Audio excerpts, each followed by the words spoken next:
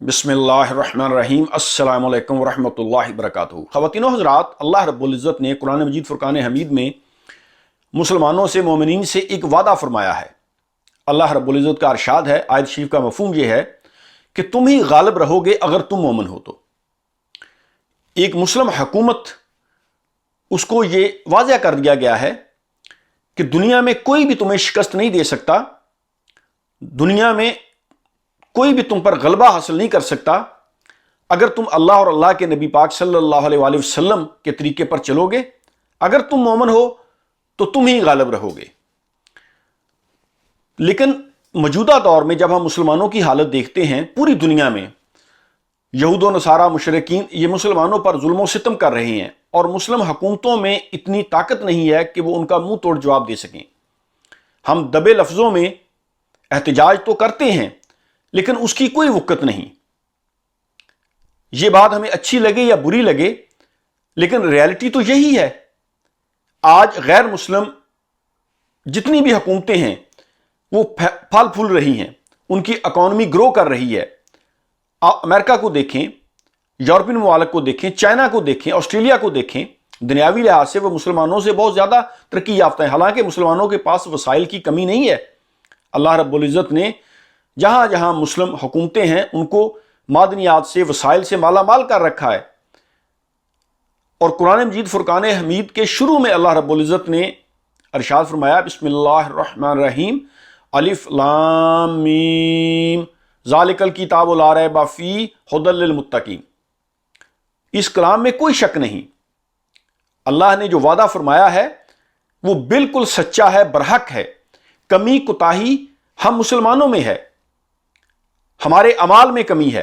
अल्लाह का वादा सच्चा है और यह वादा क़यामत तक के लिए है कि हम जब भी अल्लाह और अल्लाह के नबी पाक सल्लल्लाहु अलैहि वसल्लम की तालीमात पर चलेंगे हम गालिब रहेंगे।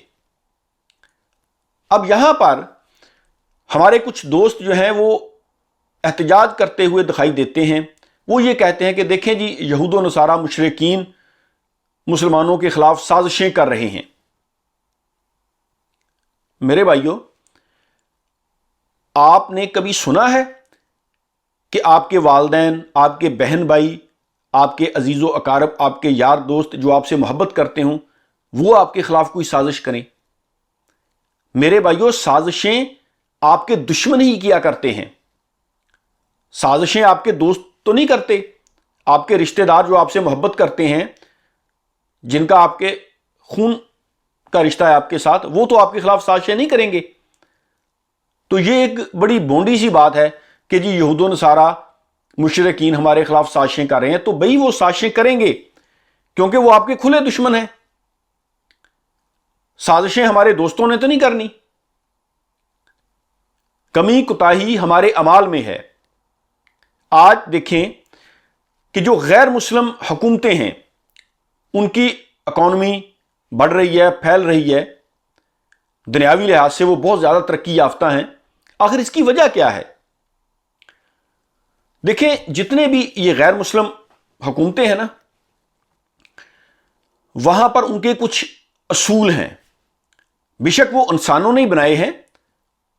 हमारे पास तो अल्लाह रब्बुल इज़्ज़त की आखिरी किताब कुरान मजीद फ़ुरक़ान हमीद, जो अल्लाह रब्बुल इज़्ज़त ने अपने आखिरी रसूल हज़रत मोहम्मद मुस्तफ़ा सल्लल्लाहु अलैहि वसल्लम पर किताब नाज़िल की, वो हमारे पास तो वो मौजूद है। लेकिन जो गैर मुस्लिम हैं उन्होंने अपने असूल बनाए हुए हैं और वो उन असूलों पर अमल करते हैं। और उन्होंने सदियों की रिसर्च के बाद वो इस नतीजे पर पहुंचे हैं कि मुआशरे को अगर हमने तरक्की की राह पर डालना है तो फिर मुआशरे में अदल व इंसाफ का निज़ाम कायम करना पड़ेगा।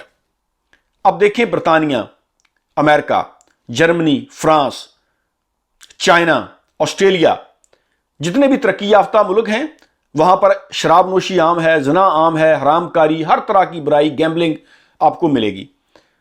लेकिन वो अपने लोगों को इंसाफ देते हैं। वहां ऐसा नहीं है कि अमीर के लिए कानून और है, गरीब के लिए और है। ठीक है, 100% ना सही, लेकिन फिर भी 99% वहां पर इंसाफ मिलता है। और जब आप अदालत से रजू करते हैं वो ये नहीं देखते कि आप किस कबीले से हैं, आपका रंग, नस्ल, जुबान क्या है। वो आपको जस्टिस प्रोवाइड करते हैं और यही उनकी तरक्की का राज है। آج سے 1400 سال پہلے اللہ کے آخری رسول سرکار دو عالم حضرت محمد مصطفیٰ صلی اللہ علیہ وآلہ وسلم نے ہمیں بتا دیا تھا.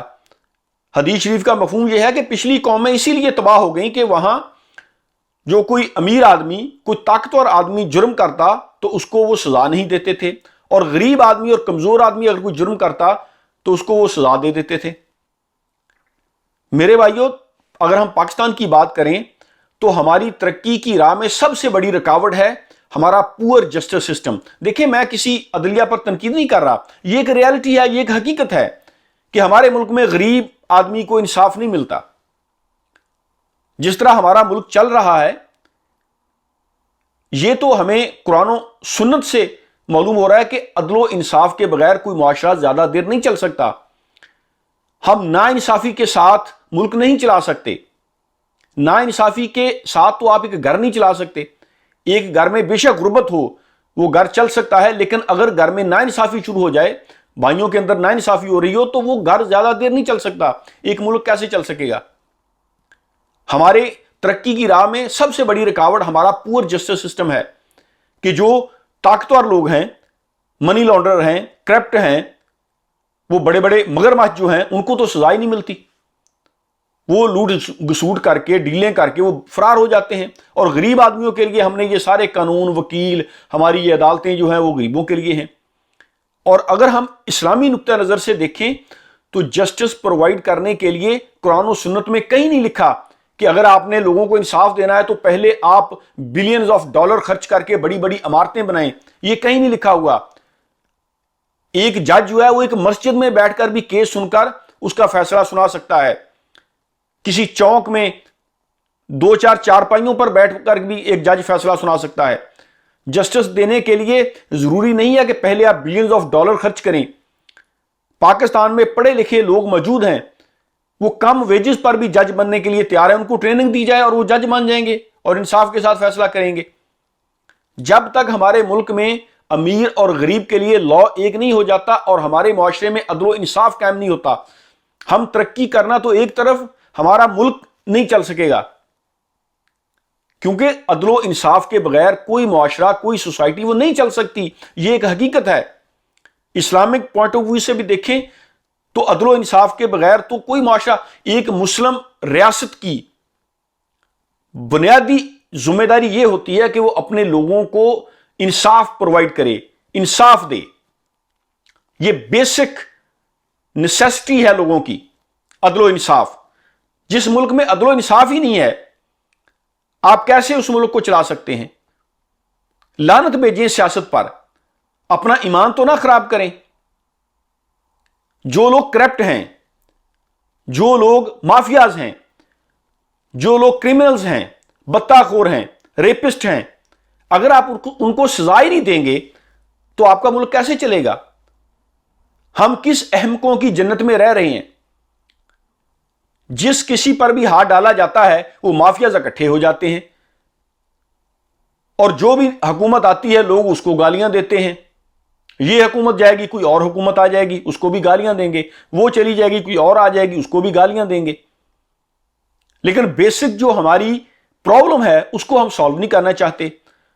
اللہ کے بندو، عدل و انصاف کے بغیر کوئی بھی معاشرہ نہیں چل سکتا. عدل و انصاف ضروری ہے، لازمی ہے. اس کے بغیر کوئی قوم بھی نہیں ترقی کر سکتی. غیر مسلم دیکھیں، چائنا دیکھیں، برطانیہ دیکھیں، فرانس دیکھیں، جرمنی دیکھیں، امریکہ، آسٹریلیا، ترقی یافتہ ممالک کو دیکھیں. وہ کوئی اسلامی ریاستیں تو نہیں ہیں، لیکن وہ اپنے لوگوں کو انصاف دیتے ہیں.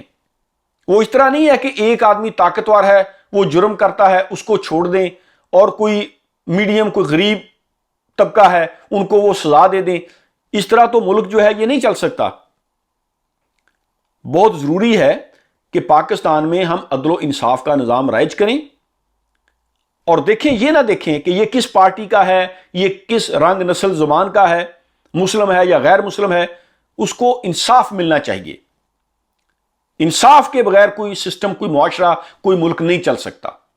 یہ بات ہم جتنی جلدی سمجھ جائیں ہمارے لیے بہتر ہے. ہمیں یہی کرنا پڑے گا. آج کر لیں یا 100 سال بعد کر لیں، یہ فیصلہ پاکستان کی عوام نے کرنا ہے. لیکن عدل و انصاف کے بغیر ہمارا ملک نہیں آگے بڑھ سکتا. یہ ایک ریالٹی ہے، ایک حقیقت ہے. جتنی جلدی ہم اس کو تسلیم کریں گے اتنی جلدی ہم کامیاب ہوں گے. Thank you very much. اللہ حافظ.